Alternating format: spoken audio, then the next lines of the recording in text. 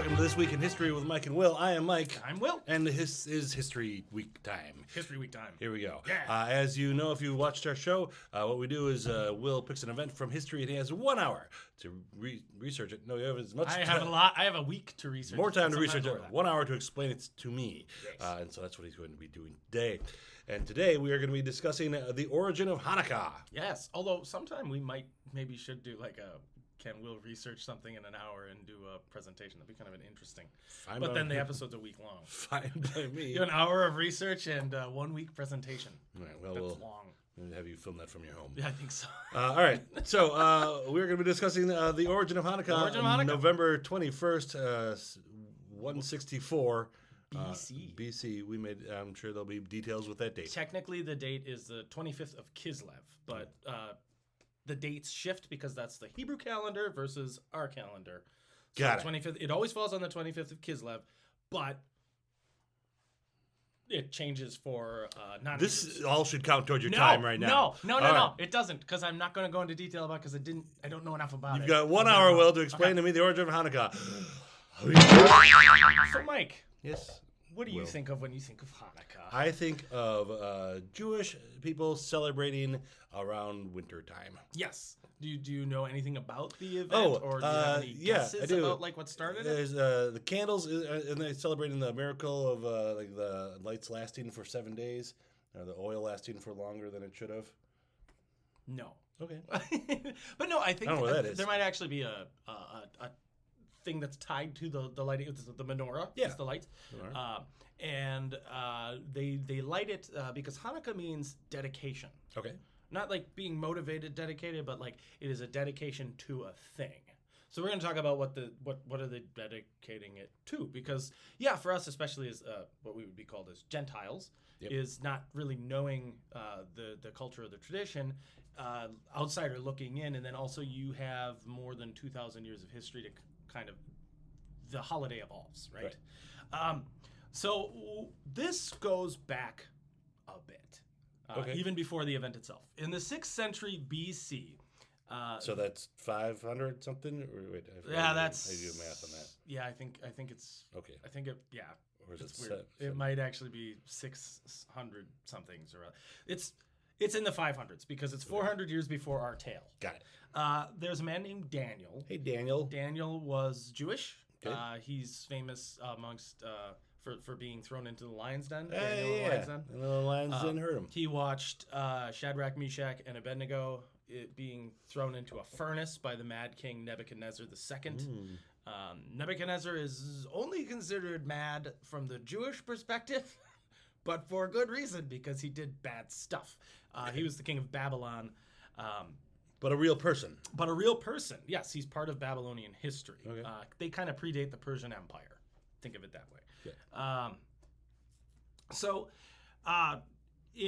Interestingly enough, Daniel is not considered a prophet in the Jewish faith, but he is considered a prophet in the Christian faith, and he's not mentioned in the Quran, but he is considered, according to many Muslim sources, a prophet. Okay. So it's kind of an interesting. Yeah. She's like, he's not quite prophet level. Sure.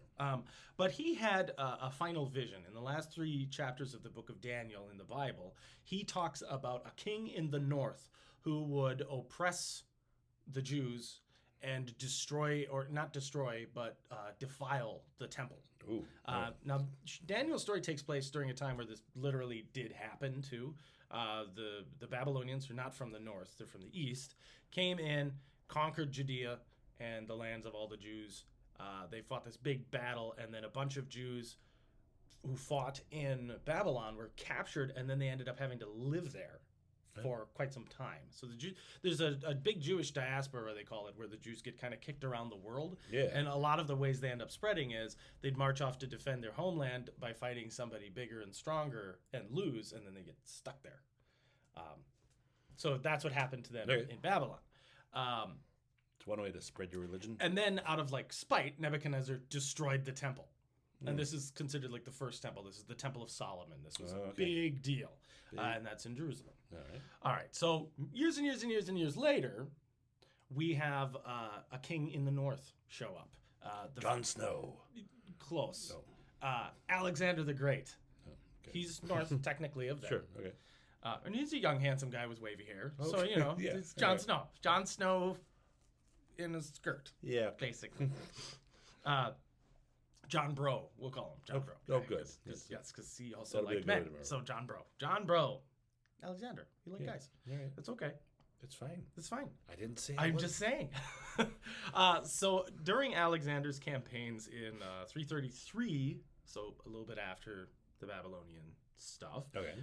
while he was duking it out with Persia, he had to go through that part of the world, and he's like, well, while I'm here, I may as well conquer it. Okay. And we talked a little bit about... Place looks nice. Yeah, we talked a little bit about how Alexander kind of stopped off in what's called the Levant, or what is modern day, like, Israel, Palestine, Syria.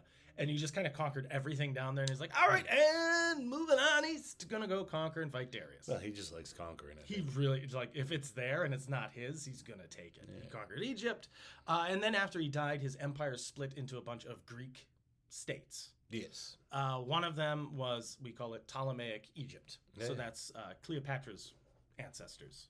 Ptolemy was the first. Yeah. Ptolemy Soter, the first. He's the first one. Eventually, the Greek-Egyptian country kind of split. And then you have this group, and it had all kinds of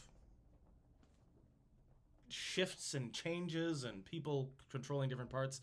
And then east of where Jerusalem is, or Judea is what became the Seleucid Empire, which is also Greek. The Seleucid? Seleucid. So Seleucid. Seleucid. Okay. Yeah, not how it sounds. I've never heard of them. Yeah, the Seleucids. Yeah. They lasted for a few hundred years. They were like an extant... This is left over from Alexander, because he had... we called it the Diadochi, or the Diadochi. I can't remember. I think it's Diadochi. And those were like Alexander's generals were like, who gets the empire? And like, we all do. And everybody gets their pieces. That'll work. Yes. So they ended up, the Seleucid Empire becomes its own thing. Eventually, they invade the Egyptian kingdom, the Greek Egyptian kingdom. Oh, okay. And they're like, we want Judea, because we want access to the Mediterranean Sea. Yeah. And nobody really knows why they started fighting, but they did. And the people of the region are like, this is annoying. I'm sure they were annoyed. I'm sure they were. It's got to be because of the seaport. That's why everyone wants things, right? Yeah. Okay. Yeah. I mean, Jerusalem is terrible because it's not seaport. Okay. It's like inland. Yeah. Which is why it makes not as much sense to conquer it, other than the importance of it, like, spiritually. But otherwise, the land around it isn't great. It's lots of, like, rough terrain. There's not, like, a big body of water. There's no sea travel. There's not a huge trade route.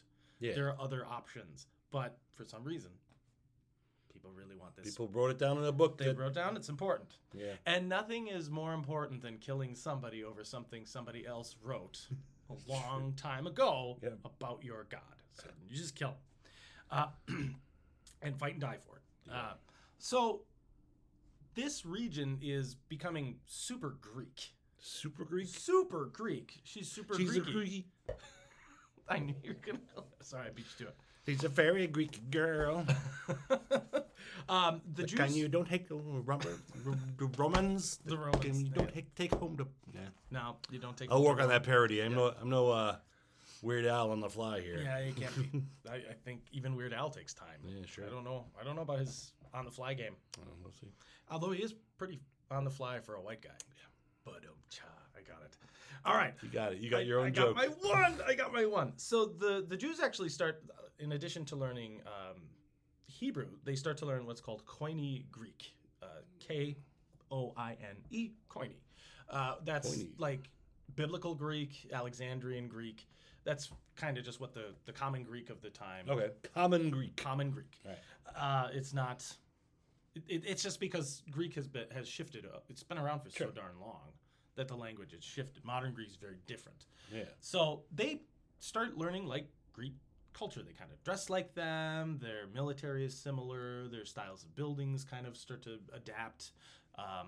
And they start having like elections like how the Greeks do. Just in general, some of the stuff really works for them. So they're like, okay, yeah, this isn't so bad. The Seleucids aren't like evil warlords. They don't destroy their temples. They let the Greeks just kind of do what they want to do. Okay. And then King Antiochus IV Epiphanes, because he was like divinely inspired. Oh. The Jukes actually made fun of that.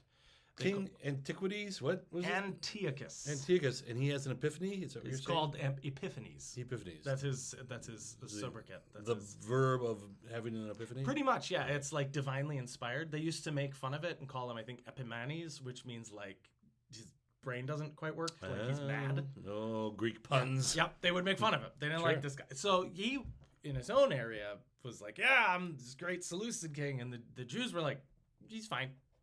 They weren't mad. They didn't have a problem with him. Okay. But he's a bit paranoid, as a king typically is, that, any attack against his authority is considered an attack against him or somebody that he's connected to somehow. So Jews are allowed to practice their faith. There are also Greeks who practice their faith, and at this time they have their pagan beliefs. So there's, Zeus, polytheism, which Jews frown upon heavily. But whatever. They're they're in this big city. They live and let live, kind of a thing. Do you? You do you. Whatever. We'll do us. You do you. It's fine. I mean, we can all agree we like Bacchus. He's a good guy. Yeah, Bacchus is pretty cool. Let's all party. There we go. Let's chill. Now, there's a thing in the culture, though, that's a bit of a problem. Not necessarily in Greek culture or Jewish culture, but in the priesthood culture, that some of these guys tend to buy their offices. Which guys? The priests. The priests. The priests are called Cohen. This is before rabbis. The Jewish priests? The Jewish priests. Okay. They would buy their positions sometimes. Yeah. Not all the priests did this, but some of them who really wanted, I want to be in charge. Sure. And the Cohen are... Well, that's the same as also other... what was that other... there's tributes, and then... what's the other one? There's another word. You can buy your position. Yeah. Oh, yeah. We talked about this with the Catholic Church, and now I can't remember. It's not indulgences, it's the other one. Oh, but indulgences are it's similar kind of as like well. It. It's kind of like that. Yeah. So you're like, Seleucid king. You don't really care who's in charge here. I'm in charge. So really, what happens is when a religion suddenly gets power... then it seems like it'd be nice to be a person in power. Yeah. I bet I could buy my way into that. And to be the high priest, the high Cohen of Jerusalem meant you're essentially like a king. Yeah. Because you dictate Hebrew law, and since Hebrew law controls the people, you're the boss. And nothing a god would want more than you to buy your way in. Correct. Yes. Yeah. I mean, it works for every church throughout history in every religion has done this. Oops. Perfect. So as a Greek, he's like, yeah, it's fine, because they have this too. Like, people paying for offices and positions all the time. And he's like, oh, yeah, money's money. I'm fine with that. I got wars to fight. I got people to rule. No big deal. The fellow who pays for his position first is named Jason. Jason. Like Jason and the Argonauts. Is that Jason and the Argonauts? Not that Jason. Oh, different Jason. He's just Jason. But that's a Greek name. Okay. And he pays a significant pile of money and says, I want to be the boss here. Well, a couple years later, a fellow named Menelaus, not the Menelaus from the Trojan War, Helen's husband, different Menelaus, Greek Jew in Jerusalem, he pays way more for the same position. Now, the only requirement to be a Cohen, this is a pretty big requirement actually, is on your father's side, you have to be able to claim direct descent from Aaron, the brother of Moses. Oh. So... that's a lot. That's a crazy blood tie to have. Yeah. And today we still have Cohens in the world. Not like the directors, the Cohen brothers and stuff like that. Spelled a little differently, like Kohen. Yeah. But they still hold an important position. But nowadays we have what's called Rabbinic Judaism, which became popular in the 500s. That became the most popular form of it. And the major difference that I could find, I'm sure there's a bunch of different between it, and I don't want to disrespect anybody's religion or culture. Sure. Apart from when people murder each other for their religion or their culture, then I'll make fun of that. Sure, we'll make fun of it all day. But this is a matter of the Rabbinic Judaism, where they have a rabbi, is the belief that when Moses brought down the Ten Commandments, and there was the kind of the written law, there was also a verbal law that was like explaining the written law. Okay. So it's like your oral argument. Like, this is what the law means. Sure. A lot of people, the traditional Cohens, they did not believe that there was like a fixed rule for the verbal law, for the oral law that was subject to interpretation. Oh. And then rabbis are like, no, this is a very specific oral argument. So that's why they're very specific when they speak in services. Okay. So they'll read the Talmud and then they'll explain the Talmud. And then there is they actually didn't write that down for the longest time. That was just carried on as a verbal tradition. And then eventually said, no, we will commit it to word. So just in case people try to kill us off or there's a gap in rabbis or to spread the information around, you don't have to have necessarily the same language. We can write it down, and as long as you can read this, you'll be fine. So to this day, the rabbis have this very specific way of explaining the written word. Okay. So that's the big difference. But we're not going to go too much into the rabbinic Judaism. I just want to explain that there's a difference between the modern day rabbis and then the Cohen priests who actually have like crazy restrictions, even like the most strict lifestyle under Orthodox Judaism to this day. I didn't get into the details of it, but I was like, even more strict than like traditional Orthodox Jews? And like, yes. The mostest, strictest. The mostest. The mostest, strictest. Yep. I was like, okay, that cool. sounds Greek to me. Yep. Exactly. But either way, they've had. So this seems strikes similar as let's keep connected to Catholicism or Christianity, where the Latin Mass is a bigger deal like that, and then over the years it evolved to after school programs with sweaters. Yeah. You have a difference in. A big part of it is the dogma tied to each specific faith, the different rules of it. The book is the same, but sometimes different. Although same, but sometimes different. In studying this, I actually found out that there's books of the Bible that I was raised Catholic. Yeah. I was like, that's in the Bible. The Protestants don't see several books as being part of the Bible. Oh. And I was actually speaking with my father this weekend. I was talking about this story from the Bible. I was like, this was in the Bible. And I'm like, that's not in the Bible. And then I was like, it is. And I look it up and I'm like, when did this thing happen? It's like, it's the book of Judith. And the book of Judith is not considered a Protestant biblical text. It's considered apocryphal. Therefore, it was like somebody's just talking about a thing that kind of happened and it's more like historical fiction. I was like, so it's in one version of the Bible. You guys are frustrating. We wrote this down so we wouldn't have this argument. Exactly. This stupid rifts in the church. So I was right in Trivial Pursuit that this thing did happen, but I was wrong about this other thing. So anyway, but that's going to tie in later because there's an entire book. Part of our historical knowledge of this is a book of the Bible. Okay. Which is there. Is there, unless you're Protestant. It's not there. But if you're Jewish, it's there. Okay. If you're Catholic, it's there. But if you're Protestant, so you're in the minority, so there's less Protestants than Catholics. Yeah. You're all probably wrong anyway. Everybody's probably. It's a very, very, very old book. But it's in the Jewish Bible, and they're the ones who put the thing together originally. So, meh. That's the Torah, right? The Jewish Bible is the Torah? Yeah, well, there's the Torah and the Talmud, and I don't want to get it wrong. I think the Talmud is the book of law within the Torah itself. I see. Right. Might be inverted. Correct me if I'm wrong, people on YouTube. Not trying to be disrespectful. It's just a lot of information to try to get done, and I'm just focusing on this very narrow part because this is an important ritual. Yeah. You're very tense about this. I am. Well, I try not to like when we did Christmas, and I was like, so this is the founding of Christmas, is pretty cool, and I wanted to get it right. Yeah. And now it's Hanukkah. It's like the other big winter holiday. I think you're doing fine. Thank you. So, now, so we have all this kind of like tenseness within the locals. Sure. And Antiochus the Fourth. There's like 8. By the end of this, there are many more. We're not going to go into like the Seleucids get a little crazy towards the end of this, and it's just dynastic struggles. So I'm not going to get into all the kings, but Antiochus is the main deal. This is the 4th one. He decides he's going to go to war again in Egypt, and every time he goes to war, because he's from way out east, he marches his army through Jerusalem. It has a double effect of, well, I can resupply and move through here.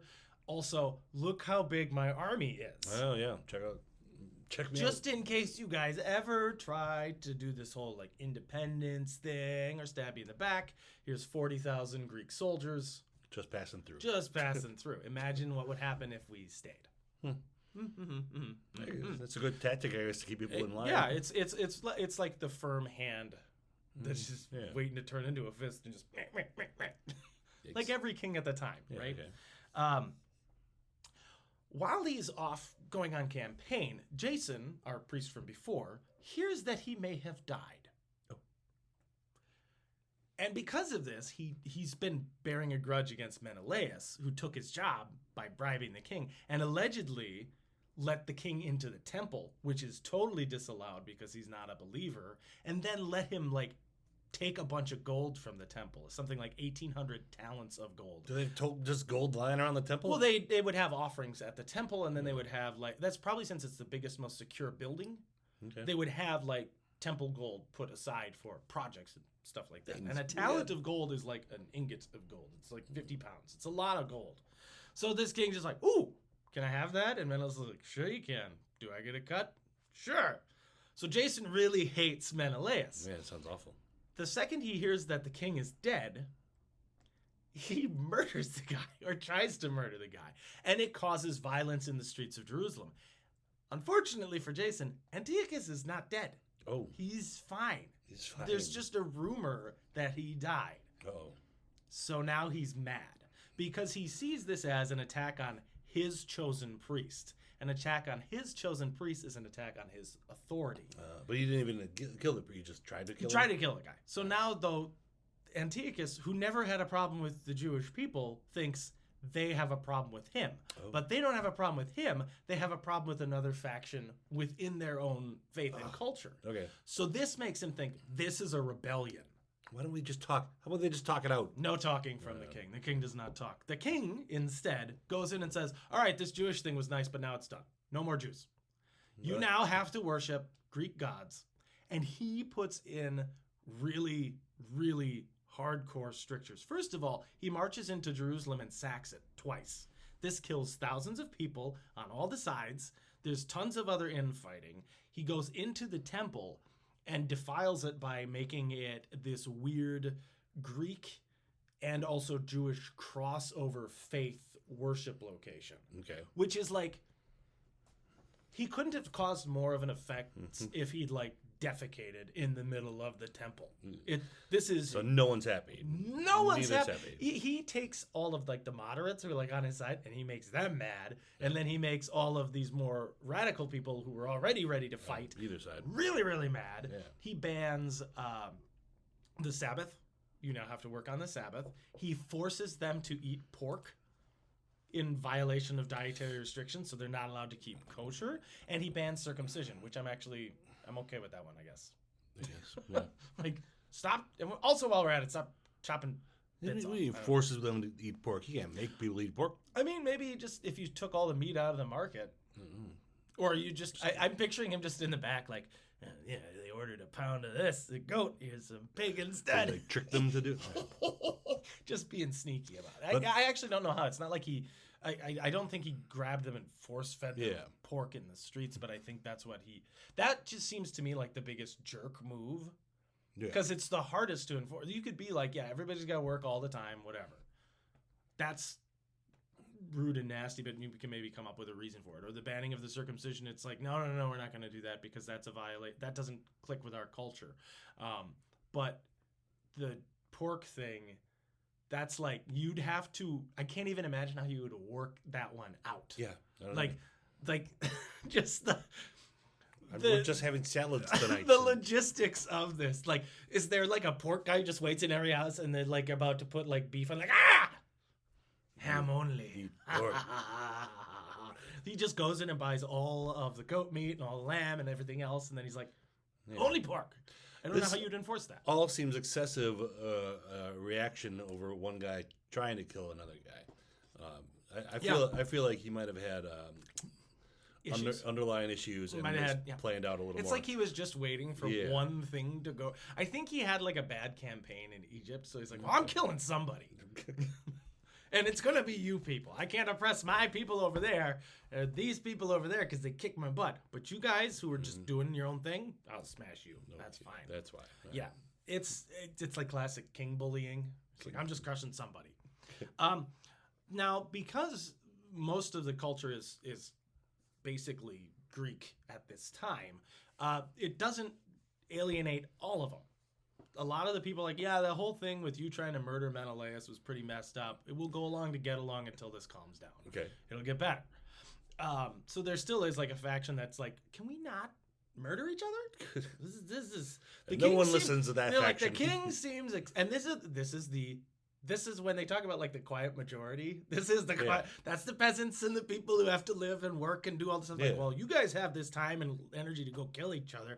We just want to live in our city and practice our faith, and we weren't doing nothing. And then like these two really rich priests got in a fight, and now we're dying. Yeah. This is garbage. Okay, fine. We will accept this because these are people like they got kicked out of this country and sent into Babylon to live there. They had a shift where they all moved to Egypt. They were a nomadic. They're like, this, the things we've dealt with. Not a big deal. Not a big deal. You kill a couple thousand of us in Jerusalem. We've had worse. Wow. It's like I'm just picturing Mel Brooks Please. doing a bit about this. We've Go had ahead. worse. Whatever. No, but really, like they're kind of used, and also this is a global thing. Like this isn't just the Jewish people in particular at this time. This is everybody has had just so much random, just awful tragedy. Or like, What are you gonna do? Write a letter? yeah, To who? Exactly. No one's gonna listen. So you just kind of bear down and you do your best to get through the situation. It sucks, but you hope that cooler heads will prevail, or the people that suck kill each other off, and then you don't have to deal with it anymore. Okay. And hopefully they don't devastate the city and the farms in the process. Fingers crossed. Another thing that Antiochus does to solidify his hold there is he builds a citadel, a big fortress called the Acra, in the middle of Jerusalem. And he's like, all right, anybody gets out of line, I got a garrison of Greek soldiers and a bunch of loyal Greek Jews that'll just go and smash your faces in. Okay. I'm leaving. Then he leaves. He doesn't want to stay there. That's not where he lives. It's not his court. So he heads back east and just kind of leaves the place to run itself. Now, another thing that he has done is he sends his guys out into the countryside and they build altars to the Greek gods in every village. Oh. This is another huge insult because these are Jewish towns and now you're forcing the faith of some conqueror, now is what it feels like, onto them. This doesn't go great with one priest in particular. His name is Mattathias. Mattathias, what's his problem? Mattathias is an elder man. He's got 5 strong sons. An elder man? He's an elderly man. He doesn't live past much longer in our story. But he's spoilers. Mattathias. He's from the Hasmonean line, which is a family. And he's been a priest for a long, long time. Now, he refuses to consecrate any rituals on this altar. He's heard that in Jerusalem, what they're doing is they're having like animal sacrifices, which isn't unheard of. For Jews have animal sacrifices at this time. Yeah. Offering a lamb or a goat, that's not a big deal. But it's being offered up to a pagan god on a pagan altar in the Jewish temple. You're doing it wrong. You're not only doing it wrong, you're deliberately doing it wrong, and you're doing it on purpose. Yes. So he flat out refuses to do this. There's a Greek soldier who's like, you're going to do this. And he's just like, make me. Oh. A member of the crowd steps forward to do it for him. A Jew. I am Spartacus. And it's a Jewish person. He kills the guy outright. Who the Greek soldier? Mattathias, the priest, murders this Jewish guy. And he's like, I won't have any heathens, any betrayal of my faith. No one's touching this altar. This is my altar. I'm the priest. Get out of here. The Greek tries to interfere. He kills the Greek soldier. What? This is a tough old man. I guess. And a little on the zealous side. I guess. And he's just like, no. None of this. He and his 5 sons flee to the mountains and they begin a war.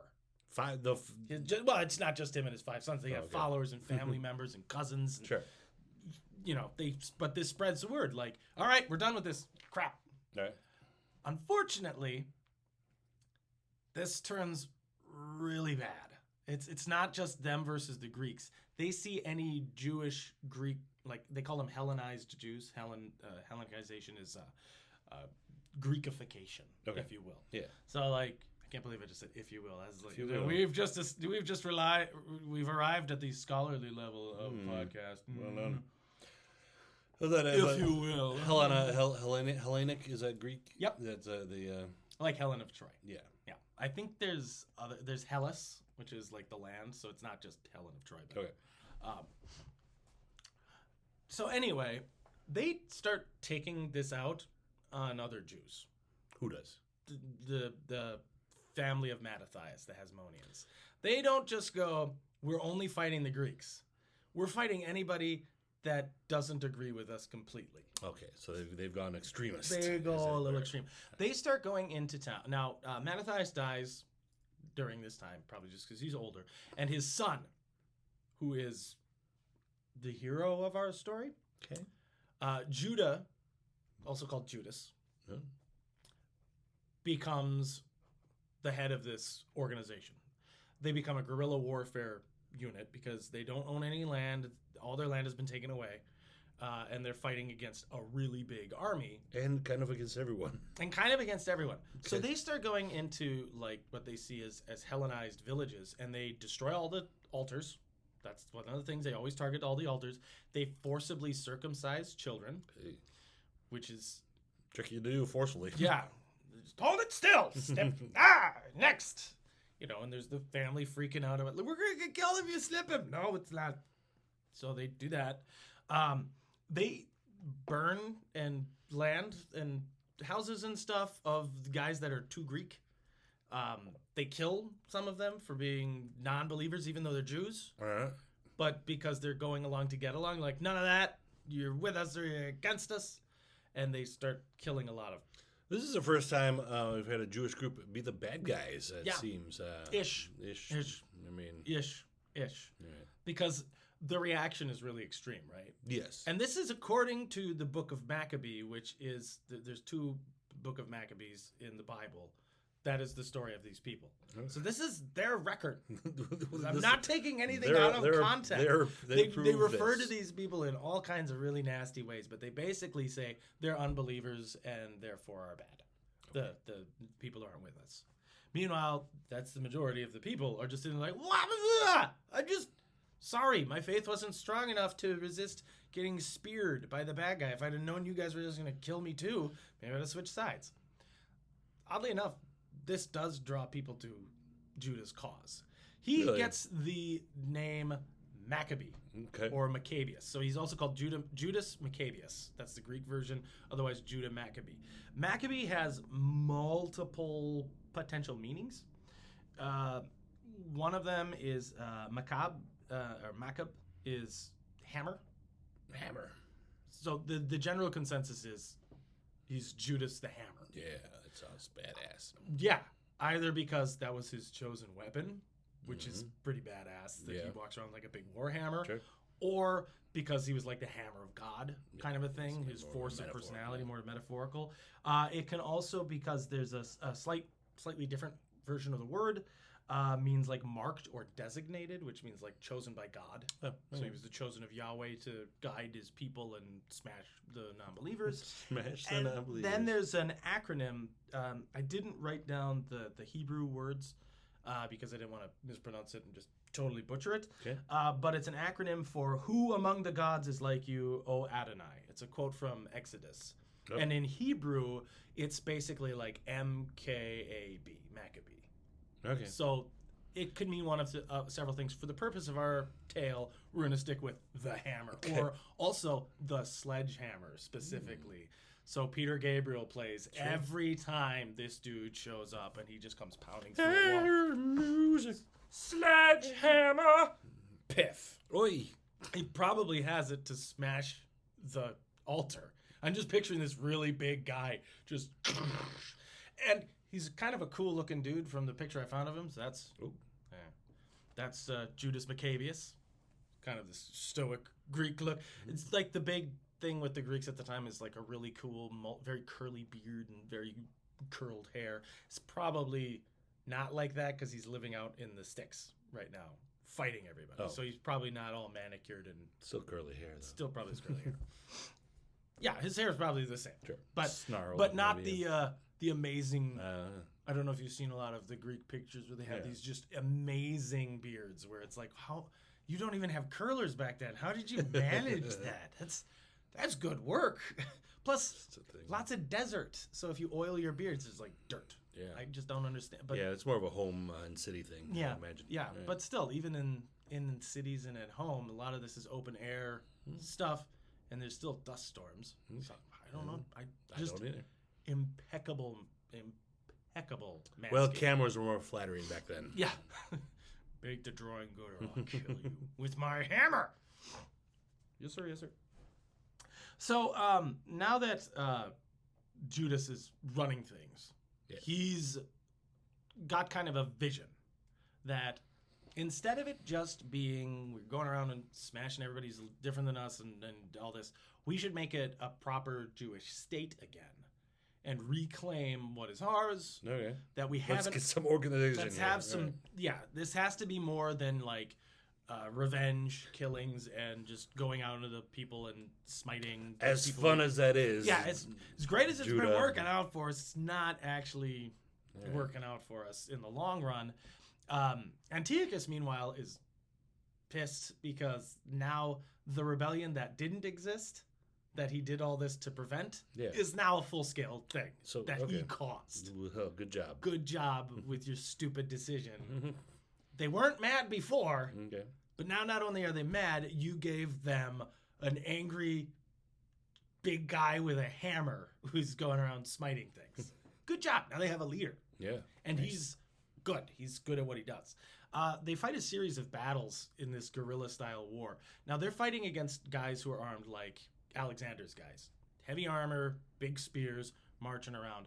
They're not great at dealing with dudes just kind of running in, throwing a javelin, and then sprinting back into the woods because, or the mountains is a big thing. And these big formations of guys don't fight well in mountains because it's uneven terrain. The phalanx, as they call it, works best in big open spaces. Okay. When we talked about some of Alexander's battles, they actually used to like go out and clear the field off. They move bushes around. They kind of picturing people. It's like a Zen garden. They got the big rake. Yeah, got to make it look nice. It's gonna be a nice battle later today, boys. We're gonna have a nice battle. It's gonna look real different, very red when we're done. But it's gonna be smooth. Get the chalk outlines out. Yep. They got the guy running the bases. Yep, that's what they do. So these guys are locals, though, so they know how to fight in this rough terrain, and they're not fighting in the more conventional military style. So they're able to affect victories. It starts out with, a few dozen guys hit things here, then it grows into hundreds. Now they have thousands of followers. The battles start getting larger and larger. When that happens, you can't run the war the same way. No. Because it's too big. Yeah, too many people. Too many people, exactly. And because you get more followers, that means you have like a base. Once you have a base, you can't do the guerrilla warfare because if they hit, you have to fight. Yeah. So they start training up how to fight like their fellow Greeks, basically, because they've been living this way for hundreds of years now. Okay, where is this all taking place? Where are we? This is all still in Judea. Judea, sorry, not Judah. So it's still rough terrain. It's not great. But they if they kill Greeks, they take the armor kind of a thing, and they have to start outfitting themselves as they can. The spear itself isn't hard to get, because it's just a really long, it's an 18-foot spear with a metal head. So they can pick that up. They can figure out how to make that, no problem. The trick is getting the armor made, because there's a lot of metal required. That requires mining, that requires forges. During this time, though, Judah starts calling in all of these basically diaspora Jews, people who moved to Egypt and stayed there. Now they've got skills from the trades there, or people who moved into Syria, all over the place. They start coming to this cause, and they're like, oh, cool, we're going to build like a kingdom. So they bring trade skills, like making weapons and armor. So he starts to kind of build this machine up of outfitting his troops and making a proper go of it as an army. They actually have a major battle at, I should have written that down. I believe it's Emelaus. Okay. Where, now, in their version of history, much like what Caesar does and everybody else, whoever writes their own history, they are always the underdog fighting against overwhelming odds. How do they do it? Whether they win or lose, that's always it. Yeah. Doesn't matter. This battle is more interesting because they do a night attack. The army is bigger, and it's probably more likely that the Maccabeans, that's what they start calling themselves. They're all Maccabeans now. They follow Maccabee. We're Maccabeans. We are the hammers of God, which is a cool concept, I think. They should all have hammers. big war hammers. Whap! I don't think that would be the best not weapon for in everyone to combat. have, That would not- be hard not- to get. But Not for everyone. yeah, anyways. and Judah's like, no, let's just remember who's the hammer. Yeah. And you guys are the other guys, and then It's gonna have little hammers. hammer time. Like I feel, and they all wear parachute pants. Yeah, I'm sure that work good on the battlefield. MC Hammer, Maccabeia Oh, okay. Hammer. That's what it is. Oh, that makes sense. That's what it's from. No, but no. So they really start forging into this concept of the military. But at this battle, Judas leads his troops in a night raid. They go in when most of the guys are sleeping or gone because they're out on like maneuvers trying to figure out where these rebels are, and they just start killing everybody. And it's a huge win for them. And then they probably get a lot more equipment and supplies so that they can outfit themselves better. Good job for them.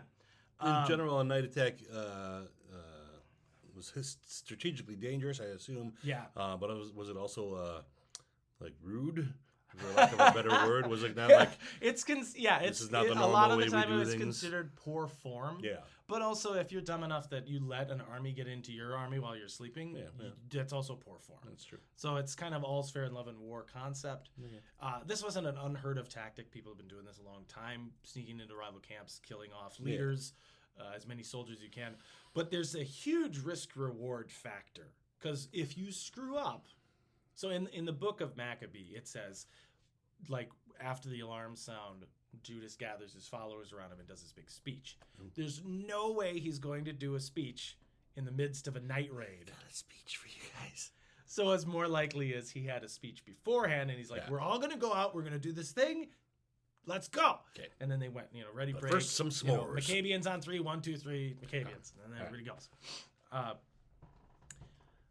So he's proving that he has some really serious tactical acumen, and he's also a priest.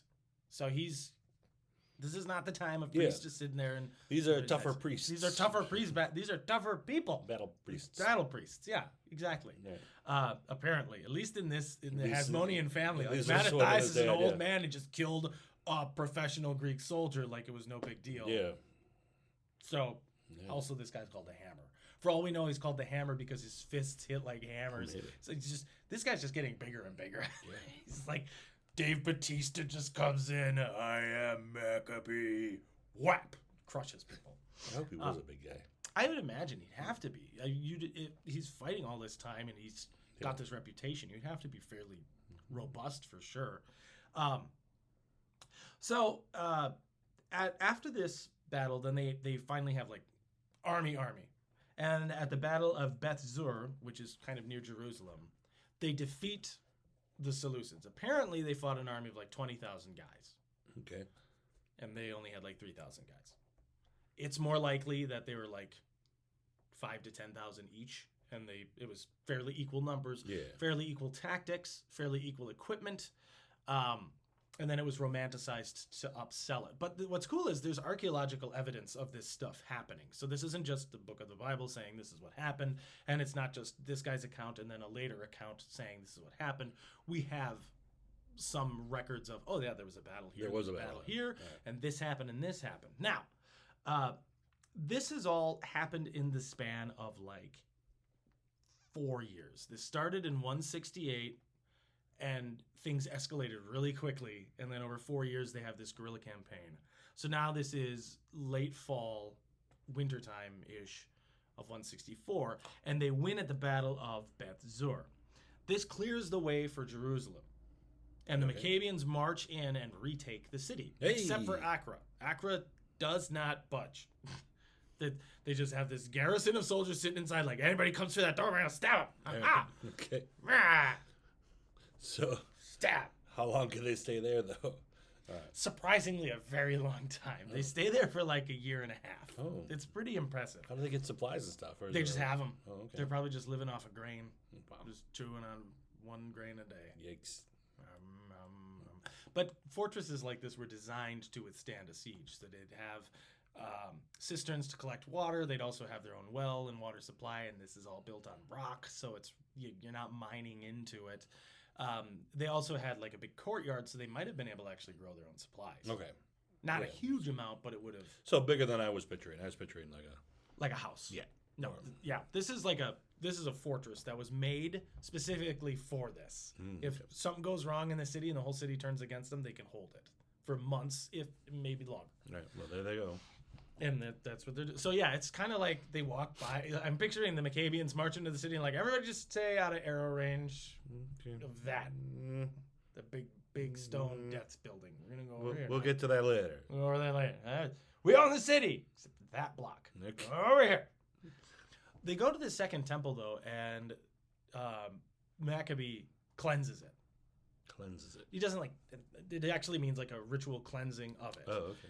And they clear it out and they sanctify it again for Judaism. And this is the rededication of the temple. And this happens on the 25th of Kislev, 164 BC. It's the official cleansing of the temple. That is Hanukkah.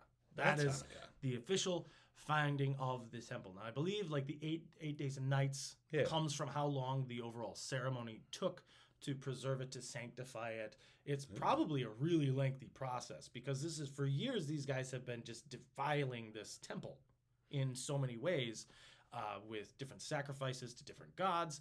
And then there was this cleanup. Yeah, and there's probably literally cleanup to do. So it takes some time. They also have to like reassert dominance over the city, calm things down, and go like, we're not here to kill everybody. There was some stuff that happened. I mean, people were killed, but that wasn't our plan. That wasn't the plan. But you guys shouldn't have sided with the Seleucids. Okay. So everyone play nice. Everybody play nice, or we're going to literally drop the hammer. All right, keep your hammers at your sides. But we're friendly. So interestingly enough, that is kind of what happens. The Seleucids are like, okay, this escalated quickly. Could you not? We're busy fighting off this other stuff. We don't want to do this anymore. Meh. Please no. Please no. Right, but they managed to get a bit of a truce. Okay. The king, Antiochus, dies. Yay! That guy sucked. Okay. And his replacement comes in and is like, how about we rescind all the anti-Jew stuff? And we kind of go back to the way things were. Remember when we were not fighting each other? Remember when my psychopathic predecessor wasn't just butchering people because he thought maybe you'd have a rebellion? Yeah. How about the Maccabeans, since you guys won and you did all this, congratulations. You inherit the high priesthood. Okay. You don't have to pay me for it or anything like that. And you run the city, and we go back to the way things were. Well, that sounds very reasonable. And it is. It's super reasonable. And everybody's like, yeah, this is fine. Except things eventually break down again. Again with the factions. Again with the factions. So there's more infighting in this. And then also because the Seleucids are dealing with their own dynastic struggle. The kings are killing each other off. There's no fixed agreement on who works for what. And the kingdom of Judea, or the Maccabees, they're supposed to work for the king, so they support him. But then they rescind support at one point because they're like, actually, your rival is better fit for us. Oh. Yeah, which is, again, everybody's doing this kind of stuff at this time. So this isn't like to single out, like, well, these guys are backstabbers. Yes. This happens. They're like, well, this deal actually isn't going to work out as well, and that guy's probably going to win. And if we support him as opposed to you, it's just going to work out better for us, this little tiny kingdom who has to weather the storm of your giant dynastic empire building, which we don't want any part of, but we have to. Meanwhile, Judas basically sends messengers. He sends people. He doesn't leave. He's got to run the city to Rome, which is a republic at this time. It's a strong republic, and it's growing in power. And he's like, so, just, would you guys mind helping us out? Just in case. Bring in Rome. Rome hasn't been in this at all. No, and he's like, we know you guys don't get on well with the Greeks. They keep trying to invade and cause problems, and there's all this stuff happening. Would you be willing to back us? We need help financially, militarily, and in return, we'll work with you or for you as like a client state. Because the Seleucid thing is just not working out for us. Okay.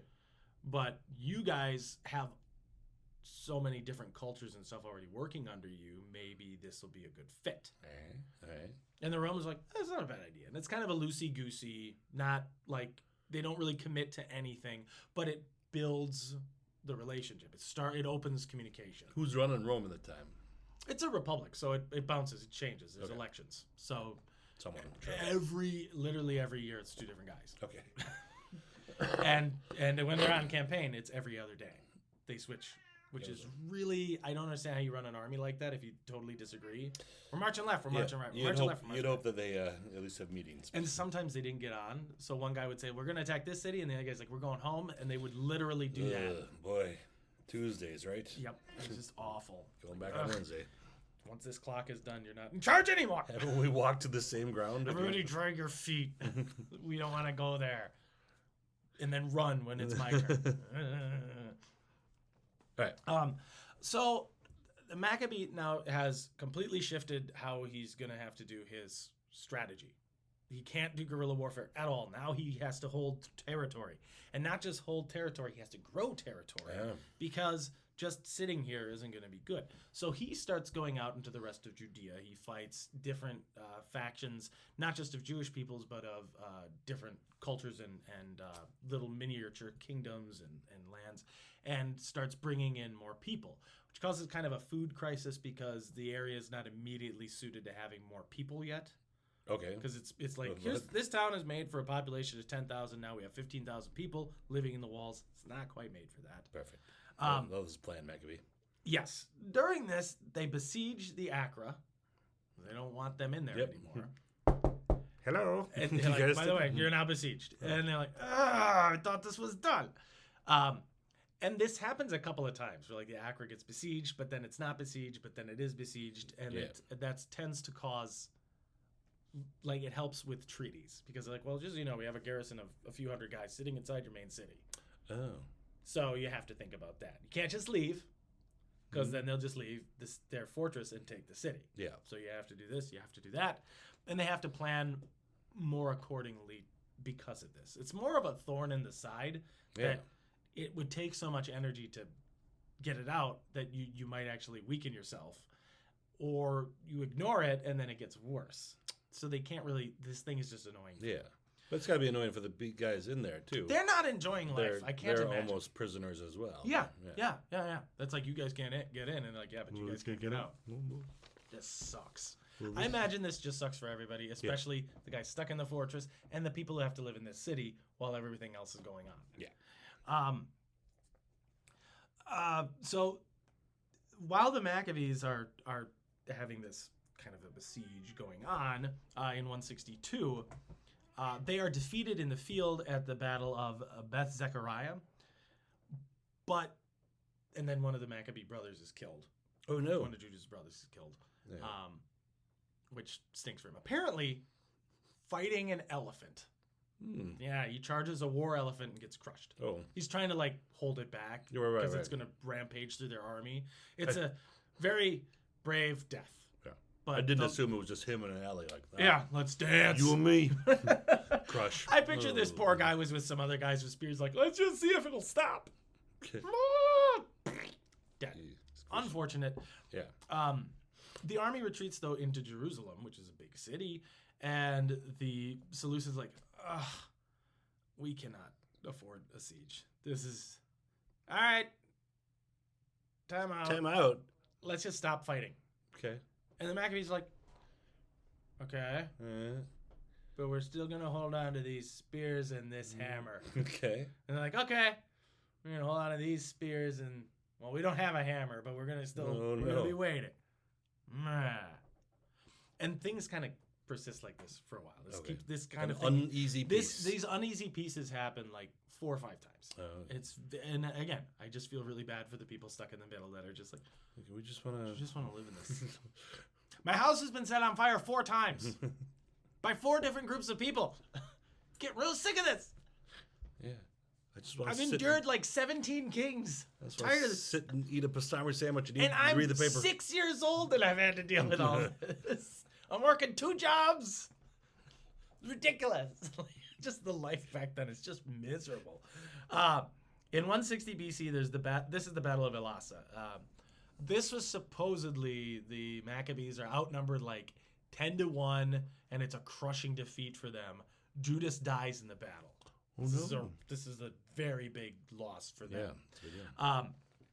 Now, this was because the current Seleucid king, who I think was a different Antiochus. The 5th, Yep. 6th, something. Actually, they skipped right over the 6th. He's the 7th. I think the 6th lasted for like a day back in their main kingdom. He sends this guy named Bacchides, Bacche or Hides. So almost Bacchus. Yeah. Bacchides. This is like his top general. Bacchides. And I imagine this guy's I think he's been around a while. I think he's been a general in the Seleucid army. While the kings change, he remains the same kind of. Like, this is the guy whoever's in charge, we want this guy. This guy's good. He's good at what he does. So they send him. He's the one who defeats Maccabeus at the Battle of Elasa. Like I said, it's a crushing defeat. So what he does then is he just goes to all these different cities and fortifies them, because the problem was the Maccabees would go in and conquer all the little cities. And he's like, nope, fortifying them, putting up walls, putting up towers, putting in a garrison of loyalists. They're either going to be Greek, or they're going to be Greek Jews who were more moderate or just didn't want to be part of the fight, or they're loyal to the Seleucids. We're taking hostages from all these noble families. Ooh. We're restructuring the order of who's in charge in all these different elected positions. And basically, it drives the Maccabees out of the cities and into the hinterland. Oh. Which is unfortunate for the Maccabees, but it does actually restore peace in the area. They also, Bacchides, even though he just crushed a bunch of faith, goes, you guys still get your faith. He doesn't take it away. He doesn't desecrate the temple. He doesn't do anything like horribly vile. Although, to draw Judas out, according to one of the sources, he commits a massacre because he's like, if you don't leave the city to fight me, I'm going to keep doing this. Oh. It's a good tactic. I guess. Sucks for the locals. Yeah. So it's not, again, this is not a nice guy, but I do applaud that he didn't go and go, all right, no more Jews. Okay. He's just like, and that was also a common tactic. If you attack the people, it would make a king look bad and weak to not ride out and face the enemy threat. Yeah. It's like, yeah, fine, sit in your giant fortress that nobody else has been able to crack. I'm going to kill all your people. What kind of king are you going to be then? And the guy's like, dang it, I got to go fight. All right. And now I'm dead. So by now there's like some concern with the Maccabeans about who's going to run things. His brother Jonathan, Aphis, he becomes the leader of the Maccabees, and he fights Bacchides off and on. But Bacchides is really good at being a general and a soldier, and it kind of just never goes anywhere. So Bacchides is this really great general, but his army is constantly pulled away in different directions. Judea is just not that big of a deal in the Seleucid Empire. Oh. Even though they've sent other guys, this is why this is the first time they send like their best general to handle the problem. They're like, we've sent lesser generals, we're sending the big gun. We've tried all our stupid We've solutions. tried all the stupid solutions. Let's try a good one. All right. And he handles it. And he's able to really reach a solid truce with the Maccabees. Where it's like, this fighting is stupid. Like, it was basically caused because of a faction dispute with you guys, and then Antiochus lost his mind and just was like, kill everybody and ruin the religion. Yeah. And then this caused you guys to do a response, and now all the guys who started the fighting are dead. So can we agree we may have overreacted? So everyone overreacted. really overreacted quite a bit. All right. You guys stop, we'll stop, and we'll calm things down. And the Seleucids basically leave Jerusalem alone at this point. This all happens in the span of a year. Oh, okay. Right. So, see, it takes nothing to declare peace. yeah. But like, Bacchides showing up and this within a year. Yeah, that's a lot. Like, he does a lot of That stuff. includes a massacre in there? That includes a massacre. okay. That includes fortifying a bunch of cities. That includes reestablishing order and changing all of this stuff. Busy year. Busy year. After this, Jonathan is invited to do a meeting to discuss like a change in power structure. It's a trap. He is murdered. No. Which sucks. And then his successor, his other brother, Simon, he and his 2 kids are murdered. Who are these? Wait, what? By other people in the area. This isn't even the Seleucids doing it. It's just other factions that are still mad about We're this. still mad. We were going to do a piece. Yeah, we're still mad. Yeah, though. we're still mad. We're not good with this. And I feel like Bacchus is just like, I I already did my massacre. I'm not going to do it again. Yeah. All right. I did that out of a cruel necessity that was way heavy-handed, but worked. Yep. I'm not doing it again. Okay. It's going to look like I have a problem with Jewish people, and it's really just I have a problem with rebels. And now you're making it look real bad. You're making me look bad. You guys handle your own stuff. Okay. I'm going over here. But eventually, one of Simon's sons, John Hyrcanus, he becomes the high priest now. He's like the whole generation of Mattathias' children, they're all dead. Judas is gone, all his brothers are dead, either through murder or battle. It's been brutal. Meh. The next generation is like, okay, that sucked. Let's not do this anymore. And we've got our temple back, we've got our home back. Let's kind of get back to the way things were. There we go. And as we know, it's been And peaceful calm things since down. then. Yeah, it's been nothing but no problems ever since. So John Hyrcanus becomes the high priest and eventually is basically king. He starts taking different titles, and they're like, this whole, let's just dispense with the pleasantry of calling you like high priest and not king. You're both. You're high priest and king. We're fine with it, and things start to settle down. The Hasmonean line rules until 37 BC as like a client state still under they're semi-autonomous, which is great for them. Sure. They have their own thing going on. There's still some rebellion and fighting that goes from like 160 to I think I want to say like 140s. Is it still touch and go? It's But hard to stop a rebellion. It really is. Like once you've started it, it's just fire everywhere. Yeah. But they finally calm it down in 138. So for 100 years, the Hasmonean family, so the Maccabean faction, they run things until 37 BC when Herod the Great, I don't think everybody thinks he's great, he becomes king after overthrowing the Hasmoneans under Roman rule. And then the Romans run Jerusalem for like ever after that, for quite some time. And yeah, history's brutal. Because they trade one tyrannical regime for another, because eventually the Romans and the Jews have a war as well, and it becomes problematic. But the moral of this is that because a king foolishly misunderstood what was going on, he way overcorrected and murdered a bunch of people. And then a line of priests, who apparently were warrior priests, did not appreciate that, and then kind of overcorrected back on them, because I just objectively, like what they did in the villages, I don't think that was acceptable. Yeah. It's just like going around and like, you didn't side with us, we're killing you.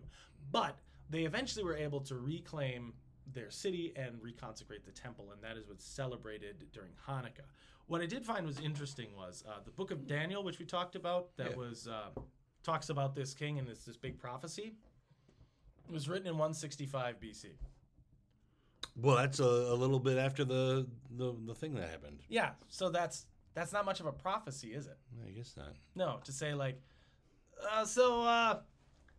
in 400 years, there's going to be this guy who's going to come and conquer you. But I'm writing about it after that already happened. Yeah. And then I'm going to put my book existing back then. That'd be like me writing about the Revolutionary War and saying in 260 or 50 years, there's going to be this angry German guy who's not our friend, and he's going to try to kill everybody. So you need to be ready. Oh, look, it happened. I'm a prophet, except I wrote it in 2000. So the book of Daniel is just backdated? Yes. Yeah. He already knew all the facts, and then they backdated it. And then you too can become a prophet. Yeah. Further Probably for profit. So the main things that are written about this is the Book of Maccabee, which was written like during the time of this. Yeah.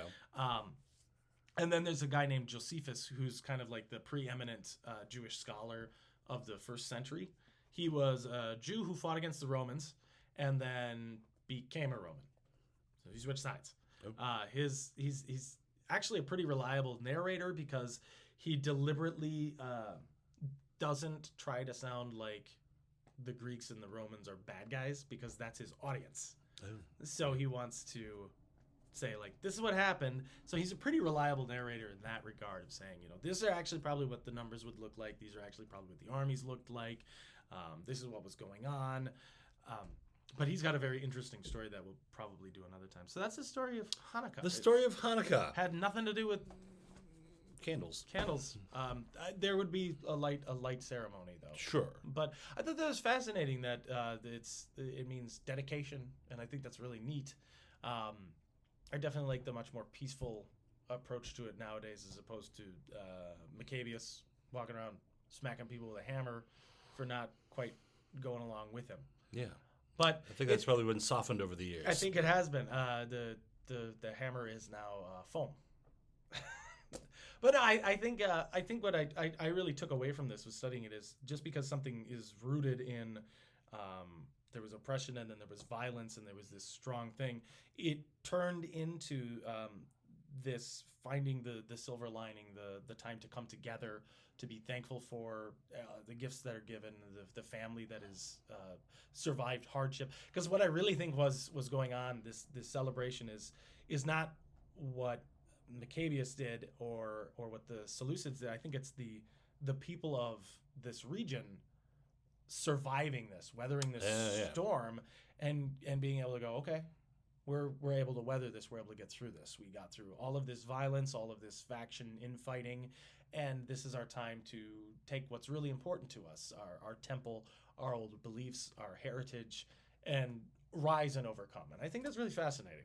Well, there we go. That's my view. Well, thank you, Will.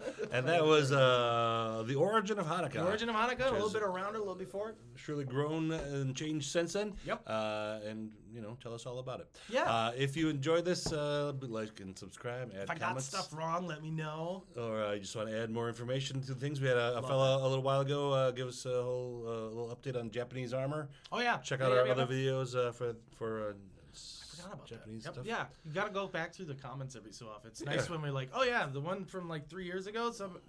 Eventually it'll be 3 years ago. Yeah. But from months ago, they said, here's an update. Here's this cool thing. Like, oh, that's really neat. We always want to learn more. That's what history's about. Next week we'll be talking about the Winter War. Yeah. I've tricked Will into doing something after the 1900s. You didn't trick me. You just asked. Oh yeah, I guess you did trick me. The Winter War of November 30th, 1939. Yeah. Yeah. I know nothing about it. Yep. We'll find out next week. Yep. It's going to be interesting. That's all for now. Thanks, Will. Thanks, Mike. Have a happy Hanukkah. Yeah, happy Hanukkah and happy other holidays that are around this time. Yep, all those things.